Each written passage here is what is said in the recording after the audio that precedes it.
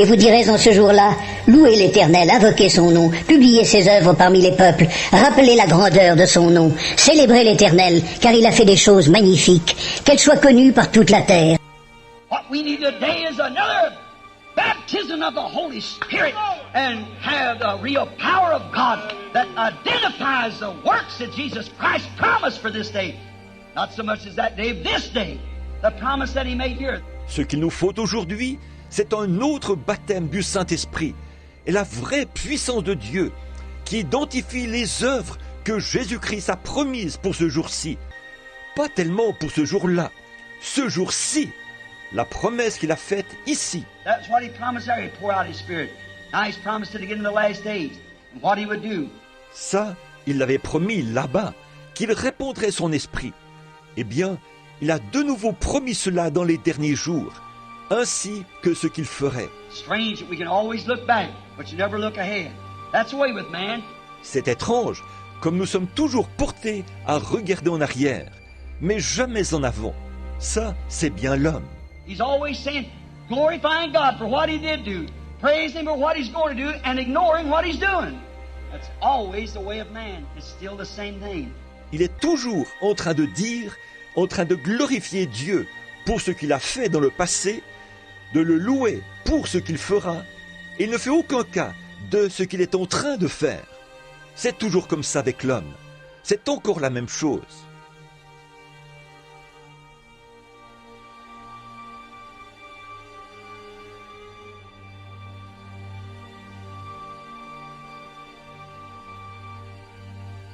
Shalom, précieux et bien-aimés téléspectateurs, nous vous souhaitons la bienvenue, n'est-ce pas, dans notre émission Les Actes du Saint-Esprit avec notre précieuse sœur Thérèse.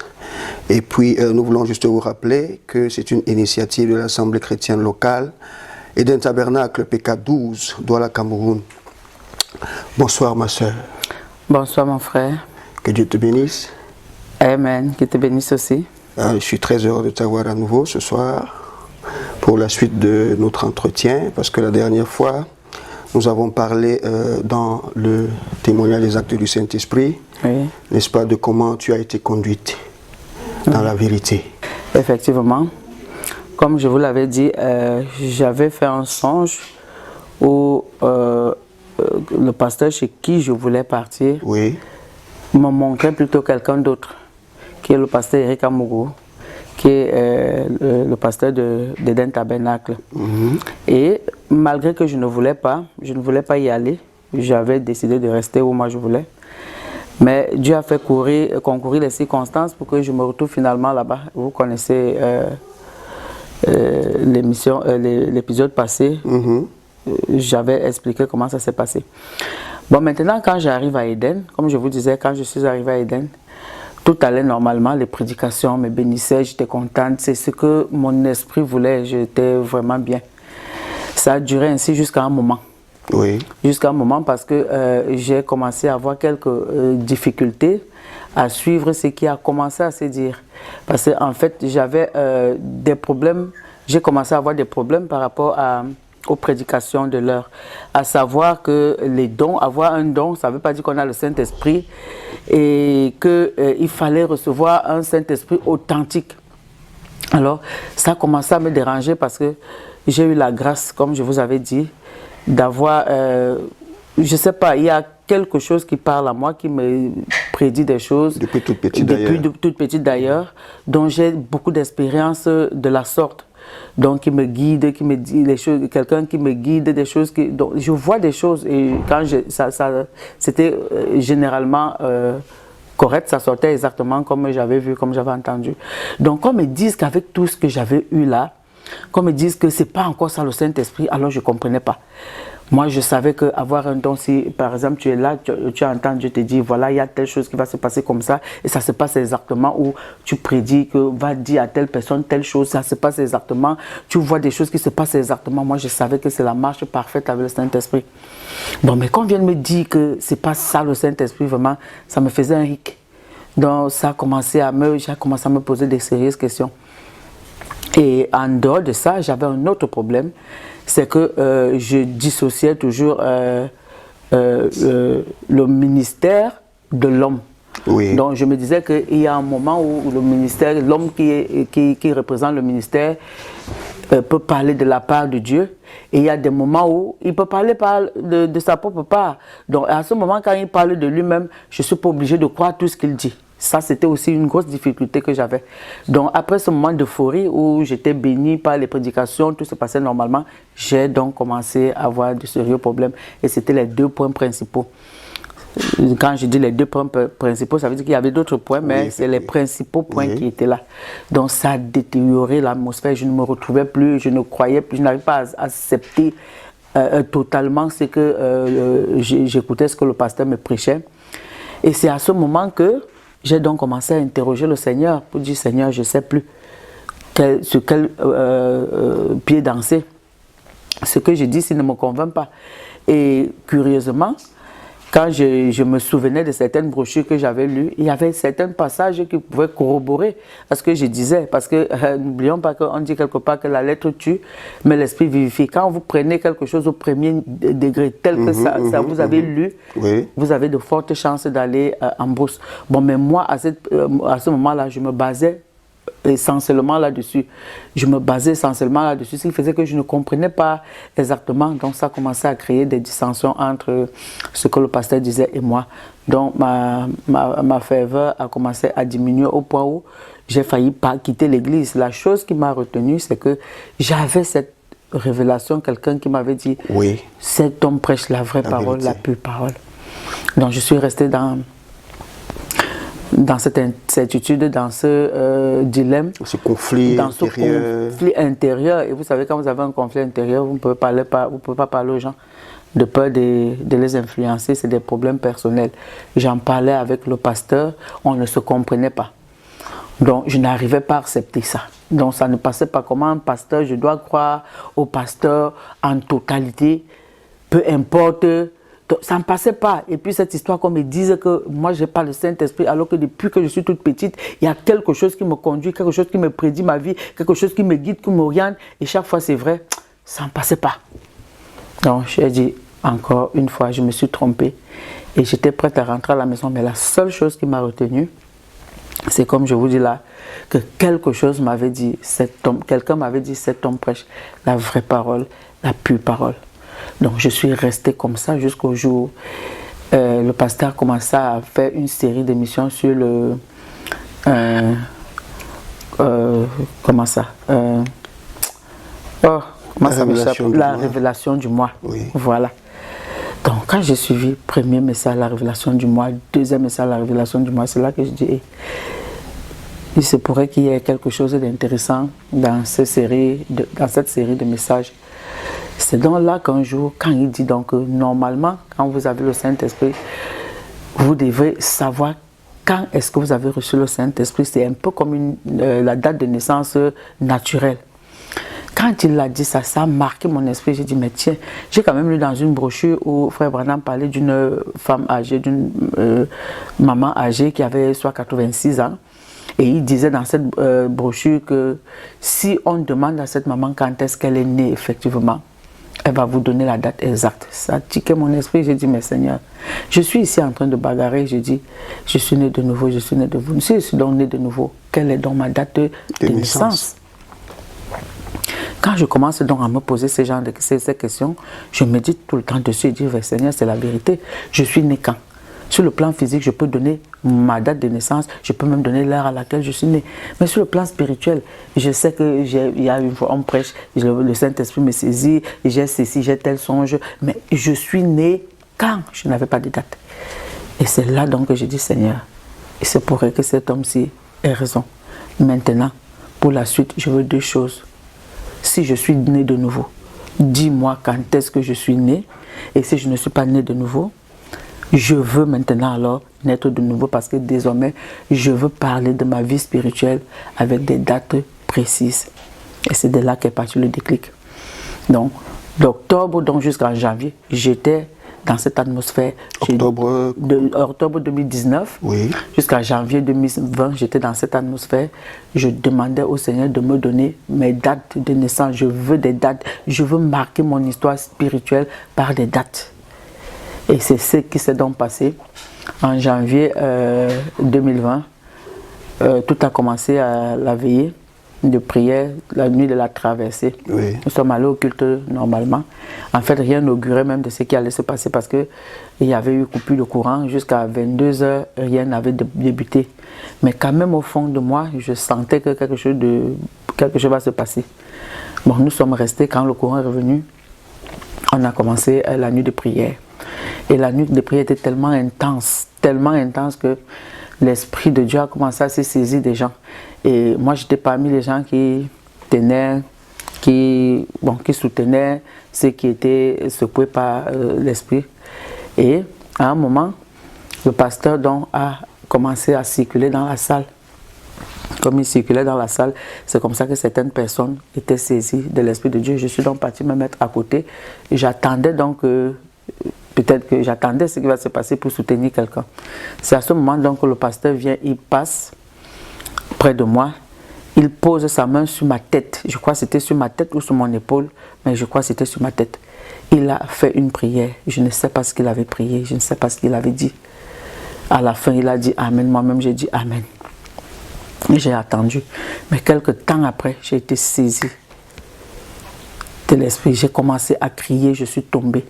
Et quand je tombe là, je vois ma vie défiler. Toute ma vie depuis que je suis enfant, jusqu'à l'âge que j'avais, ma vie a défilé. Et je ne faisais que crier, ma vie défilait. Et à la fin de ce défilé, il y a une main qui a donné une note à ma vie. J'ai vu quelqu'un qui a mis 00. Donc, un 0, on coupe la tête, on met un autre 0 et puis met le trieur. Non, il n'a pas mis suivant, 00.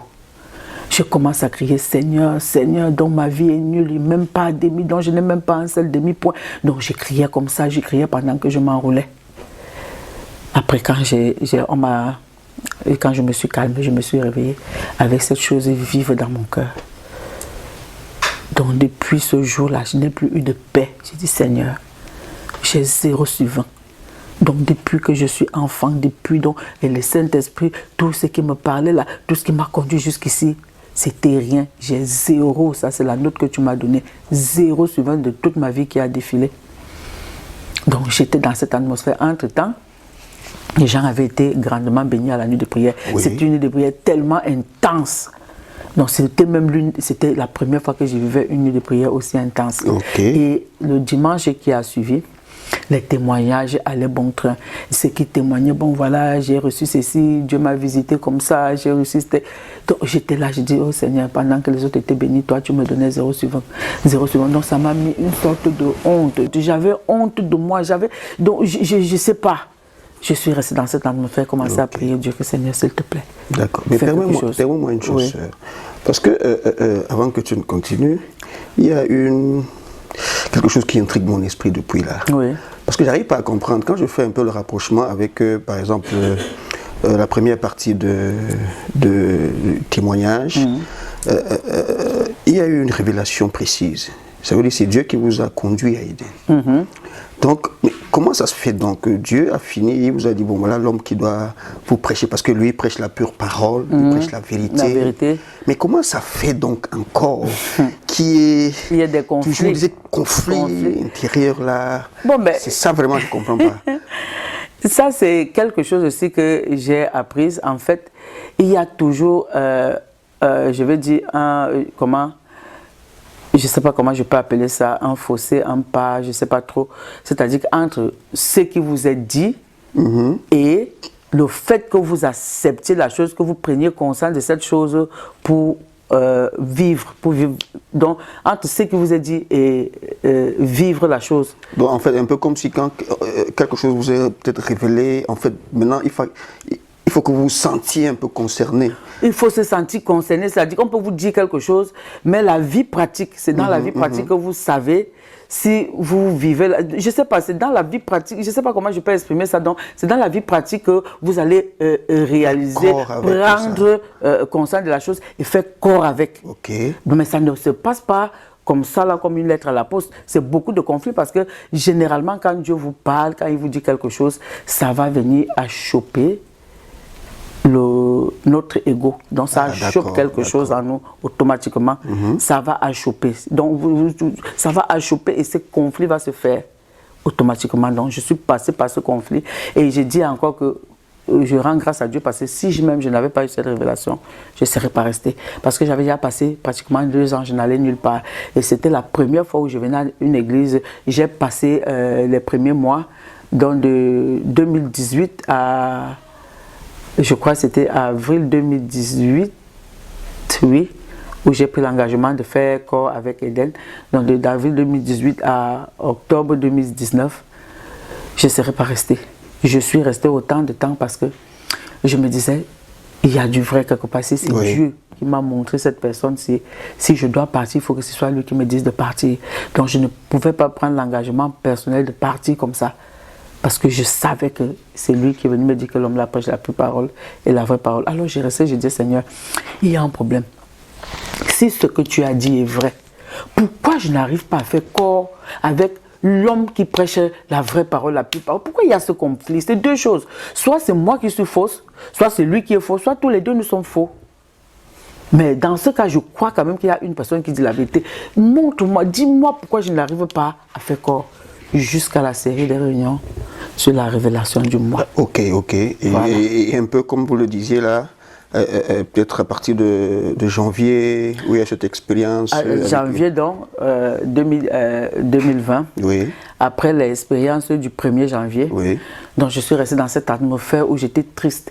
Parce que je disais, Seigneur, je ne comprends pas. Ça fait bizarre. D'abord, vous voyez votre vie défiler et puis on vous donne une note 0. Voilà. Quand vous pensez, c'est comme si vous étiez perché sur un étage et puis vous descendez au bas, même pas sur le sol. C'est comme si vous entrez dans un trou. Mais ça fait bizarre. J'avais honte de moi. Je me posais toutes sortes de questions. Seigneur, qu'est-ce qu'il y a lieu de faire via mon aide? Alors, le premier dimanche de cette année-là, je crois, c'était le 5 janvier.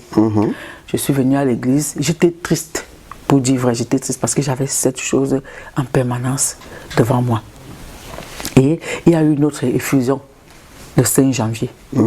Bon, pendant que le pasteur prêchait, il y a des enfants, je me suis levé, je suis allé devant.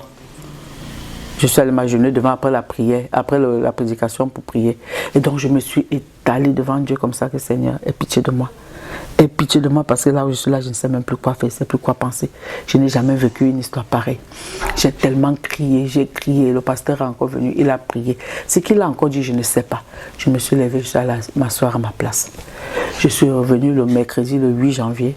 Je suis venu m'asseoir, mais j'avais toujours cette tristesse, rien n'était changé. J'avais toujours la note 0 sur 20, 0, 0, 0. Qui ne quittait pas l'esprit. Qui ne me quittait pas l'esprit. Alors je me suis assise, il a commencé à prêcher le mercredi là. À un moment, il a dit une parole.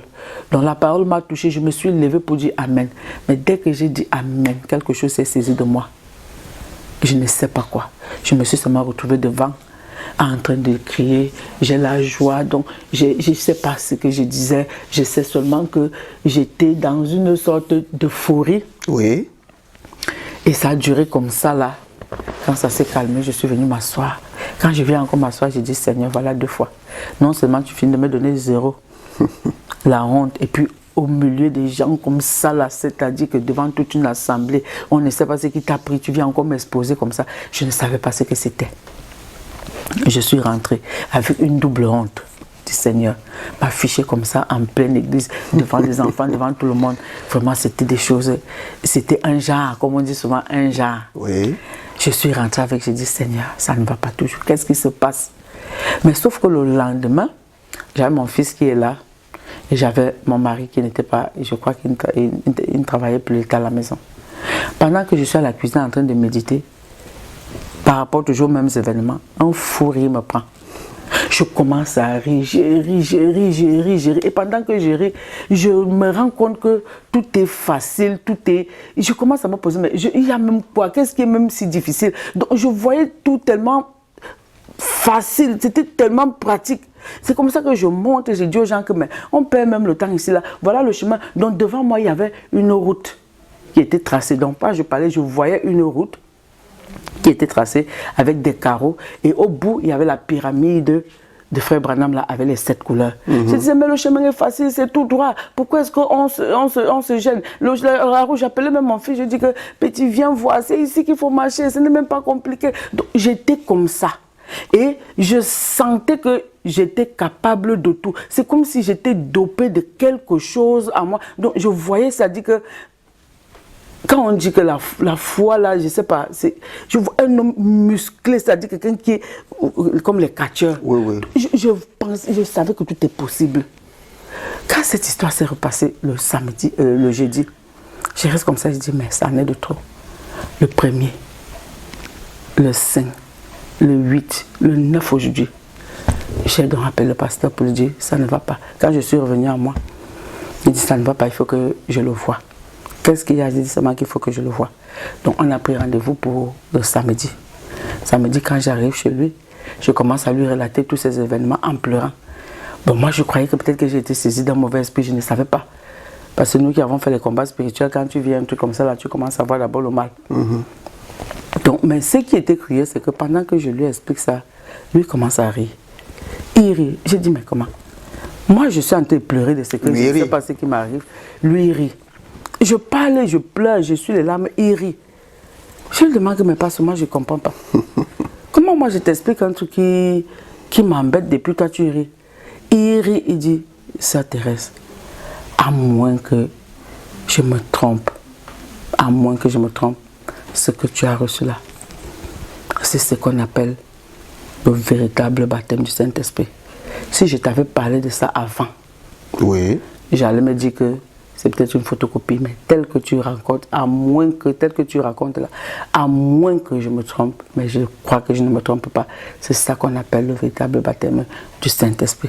C'est à ce moment que j'ai craqué les yeux, j'ai dit, mais Seigneur, baptême du Saint-Esprit, je veux aussi voir. Donc je suis rentré quand même bien rassuré.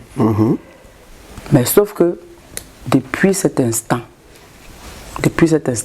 toutes les batailles que j'avais par rapport à est-ce que le pasteur est pasteur maintenant, quand il n'est pas à la chair, est-ce qu'il est pasteur après, les batailles ont pris fin. Donc je ne bagarrais plus. J'ai réellement pris conscience qu'il y a 2 mondes. Il y a le monde des dons et il y a le monde d'une vie qui se passe à l'intérieur. Donc quelque chose a commencé à vivre en moi. Et comment ça se passe? C'est pas comme si tu vas passer partout, tu fais les miracles. Non, c'est pas comme ça que ça se manifeste. C'est seulement que c'est quelque chose qui te possède chaque fois que tu fais quelque chose de mal. Donc tu te sens, donc, tu as l'impression qu'il y a quelque chose qui te quitte. Et donc ça, tu es tourmenté jusqu'à ce que tu repars cette chose. Et quand tu repars la chose, tu sens une paix, tu sens une joie qui rentre en toi. Et puis c'est comme ça qu'au fur et à mesure, tu commences à changer. Et c'est les gens qui témoignent autour de toi que tu changes. Parce que quand toi-même tu changes, tu ne te rends même pas compte. Oui. C'est ceux qui sont autour de toi qui se rendent compte que tu es en train de changer. Donc, et tu sais qu'il y a quelque chose au-dedans de toi qui vit. Tu sais, donc je ne sais pas comment je vais expliquer ça, mais tu sais qu'il y a quelque chose qui vit en toi. Oh, c'est ça qui est différent. De l'autre côté, c'est les dons qui se manifestaient. Donc, quand je restais comme ça, on venait me dire ci, on venait me dire comme ça, on venait me montrer, ou bien j'avais des songes. Mais là, maintenant, c'est quelque chose qui vit. Il y a quelque chose au-dedans de moi qui ne supporte pas certaines choses. Okay. Donc, parfois, quand tu fais quelque chose, elle te reprend. Ce que tu as fait là, c'est pas bon. Et tant que tu n'as pas réparé, tu n'as pas de paix. Ça, c'est profond, ça. Donc... Ça, c'est donc, en fait, ça veut dire qu'avec certitude, aujourd'hui, tu peux dire aux gens, voilà, je suis né tel jour. Oui, oui. Et puis là, je peux dire maintenant, si quelqu'un me demande que quand est-ce que tu es né, parce que j'avais toujours dit à Dieu, je veux la joie. Et je crois que Dieu m'a baptisé du Saint-Esprit dans la joie. Parce que j'ai clamé, selon ce qu'on me dit, j'ai clamé partout. J'ai la joie, je partage la joie, je donne la joie, j'étais joyeuse. Donc quand quelqu'un me demande maintenant, quand est-ce que tu es né de nouveau, je peux donner ma date et je peux même donner l'heure de la même manière que je peux donner ma date physique la date physique à laquelle je suis né et l'heure à laquelle je suis né. Que Dieu soit béni. Amen. Donc maintenant je peux, par exemple, si je dis que, parce que par exemple Frère Branham en fait la différence entre les dons et le donateur. Donc aujourd'hui tu peux saisir effectivement la différence qu'il y a entre ça. Il n'y a même pas match. Mais de manière pratique, par exemple, est-ce que avant tu n'as pas vécu des expériences qui te donnaient, n'est-ce pas, de pouvoir avoir peut-être des éléments qui je sais pas, des expériences où tes dons ont été véritablement élevés? Je veux un peu savoir. Il y a tellement de choses, tellement, je ne sais même pas quelle expérience je vais prendre. Il y a tellement d'expériences. Ma propre vie, la vie de mon mari, sa vie dans le travail, les enfants, même tout ça là. J'ai tellement, je ne sais pas. Je ne sais pas ce que je vais citer, ce que je ne vais pas laisser. Je vais laisser. Ceux qui me connaissent savent que généralement quand je disais quelque chose à quelqu'un, c'était authentique. Ok. Bon, mais sauf que là, ça te met dans une sorte d'ego. Tu as un ego en toi. Donc tu as un orgueil, tu as l'impression que là, maintenant, le Saint-Esprit et toi, vous êtes tellement liés. Et c'est ça qui m'a créé des problèmes, que quand le pasteur a commencé à me dire que le don n'est pas le Saint-Esprit, j'ai dit, mais il y a quelque chose qui ne tourne pas rond. Qui donne les dons? C'est le Saint-Esprit. Qui me révèle toutes les choses que j'ai dit là qui sont authentiques? C'est le Saint-Esprit. Mais comment il peut donc venir me dire que je n'ai pas le temps, je n'ai pas le véritable Saint-Esprit? Je ne comprenais pas. Mais maintenant, il y a une différence. Ce n'est pas les dons. Quand l'expérience que j'ai vue, ce n'est pas tellement que je vois des choses et je dis des choses. Non, c'est plus ça qui est important. Ce qui est important, c'est que ça me change dans mon caractère. Donc ça tue les colères, ça tue le bavardage, ça tue ci, ça tue ça. Donc ça te range, ça te recadre, ça te fait marcher tout droit. Donc tu changes quoi. Dans ta façon d'être, dans ton être intérieur, ton caractère change. Donc ceux qui te connaissaient colérique voient quelque chose de nouveau en toi. Moi par exemple, j'étais intransigeante. Donc tu commences à être, tu commences à tolérer, tu commences à comprendre, tu peux être indulgente, voilà. Tu commences à comprendre que quelqu'un puisse faire des erreurs. Okay. Tout ça là. Donc c'est ça là, c'est là maintenant que c'est ça que je vois travailler en moi. Et qui est différent de ce que j'avais avant. Parce que ça au moins, l'autre au contraire, ça montait l'ego. Ben, tu as beau dire que non, je ne veux pas, mais il y a quand même un ego qui est là. Elle te dit que je ne suis pas comme n'importe qui. Le Saint-Esprit me parle quand même, le Saint-Esprit me fait ci, le Saint-Esprit me fait ça. Je vois quand même si je parle comme ça. Donc ça te donne un ego. Alors que ici, là, ça te tue plutôt. Oui. Voilà. Donc complètement descendre. Tu descends. Et comme on dit, monter, c'est descendre. Voilà. Alors que là-bas, tu montes, mais ici, ça te fait descendre. Donc aujourd'hui, si on peut dire par exemple, quand on a écouté tout cela, n'est-ce pas, quel est le conseil? Parce que je crois aujourd'hui que tu peux faire la différence entre les dons et le donateur en lui-même. Oui. Parce que même déjà en termes d'action, ou du moins je veux dire quoi, d'agissement, n'est-ce pas, les agents sont complètement différents. Oui. Comme tu dis, l'autre il te fait descendre, pendant que les dons, eux, ils t'élèvent, toi. Donc quel est le conseil en fait que tu peux apporter à quelqu'un ce soir? Le conseil que ce que je peux dire concernant l'expérience que j'ai vécue, vous savez, un témoignage, c'est juste que tu donnes les grandes lignes. Donc je ne peux pas rentrer dans les détails, c'est toute une vie. J'ai quel âge aujourd'hui? S'il faut raconter ma vie au détail, ça prendra autant de temps que j'ai vécu. Donc on prend juste les grandes lignes. Si quelqu'un peut être édifié à partir de ça, gloire à Dieu. Bon, mais ce que j'ai compris de mon expérience, c'est que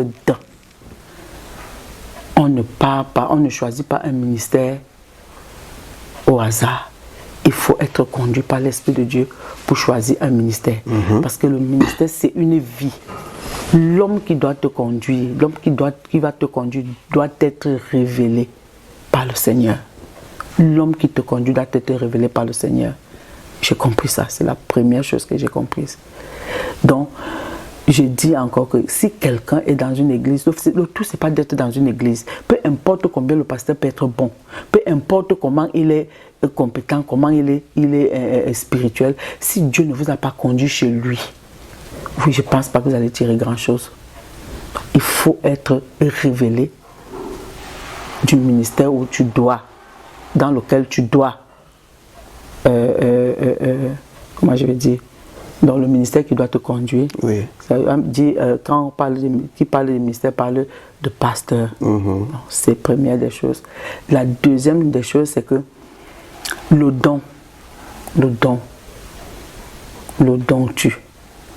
si le don n'est pas pris à sa juste mesure, le don tue. Et le don ne signifie pas baptême du Saint-Esprit. On peut avoir un don aussi vrai, aussi authentique soit-il, mais ça ne fait pas de toi forcément un enfant de Dieu. Parce que quand Dieu arrive dans ta vie, il ne vient pas t'élever, Dieu te tue. C'est-à-dire que il te tue quoi, c'est-à-dire ce que tu es, tu meurs pour que lui, il sorte certaines d'autres choses en toi. Or, le don fait tout le contraire.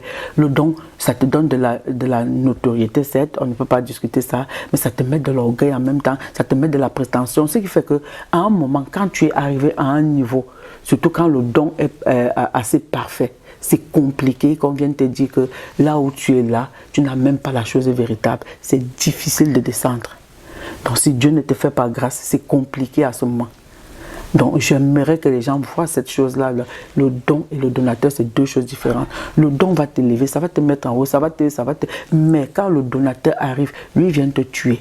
Il te tue. Ce caractère-là, je n'aime pas, il tue ça. Donc il va laisser, on ne me parle pas n'importe comment, on ne me dit pas n'importe quoi, il va laisser qu'on te dise n'importe quoi. Pour que tu apprennes à supporter les frères, tu apprennes la patience, les tempérances, tout ce qu'on connaît de la pyramide là, il va te faire vivre ça. Donc c'est la deuxième chose que j'ai retenue. Et la troisième chose qui m'échappe un peu, j'avais 3 leçons. Le caractère, voilà. Le donateur bâtit en toi un caractère, comme je disais. Quand le donateur est en toi, donc c'est comme si c'est posséder quelque chose et être habité donc je sais pas, il y a une différence, c'est-à-dire que quand tu as un don, c'est comme si tu as quelque chose, mais quand le donateur là, il est là, c'est une vie qui est en toi et qui ne va pas forcément se manifester par les visions, par les ceci, les songes continuent, les visions continuent, les prophéties continuent, mais l'accent n'est plus mis là. L'accent est mis maintenant sur ta vie. Quel est le témoignage que toi tu donnes de la vie chrétienne? C'est là que Dieu met l'accent maintenant. Le témoignage. Qu'est-ce que les gens disent que tu es? Quand on te voit, est-ce qu'on voit en toi un fils de Dieu? En dehors des prophéties, en dehors des guérisons et tout, les prophéties quoi. Est-ce que en dehors de ça, on voit en toi la vie chrétienne authentique telle que Dieu veut? C'est ça que le donateur vient bâtir. Et c'est ça que cette vie qui entre bâtit. Donc ça t'amène à digérer, à supporter des choses que tu ne pouvais même pas imaginer. Moi, je ne savais pas qu'on pouvait me parler comme ça là.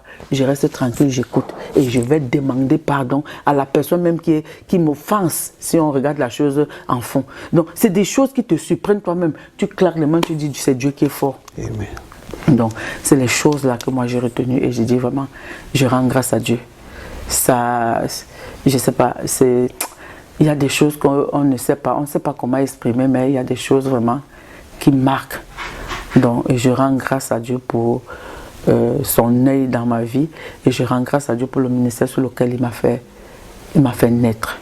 Parce que vraiment, j'ai toujours cherché, j'ai toujours dit à Dieu, je cherche une vie. Je ne cherche pas seulement un évangile, des paroles prononcées, je cherche une vie.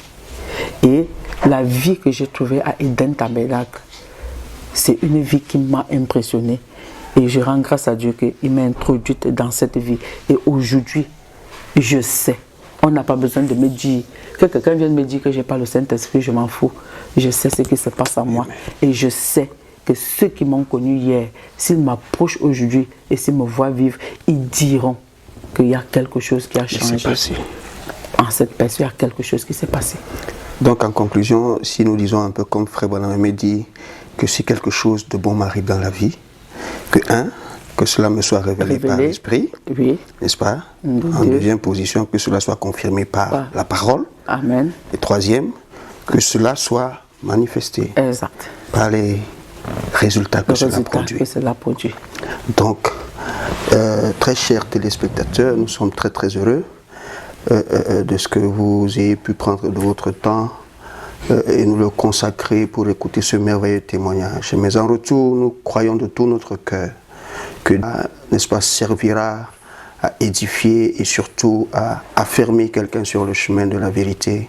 Parce que Dieu seul est le révélateur de toutes choses. Que Dieu vous bénisse. Shalom. Ce qui était dès le commencement, ce que nous avons entendu, ce que nous avons vu de nos yeux, ce que nous avons contemplé et que nos mains ont touché concernant la parole de vie, et la vie a été manifestée, nous l'avons vue, nous en rendons témoignage, et nous vous annonçons la vie éternelle qui était auprès du Père et qui nous a été manifestée. Ce que nous avons vu et entendu, nous vous l'annonçons à vous aussi, afin que vous aussi vous soyez en communion avec nous.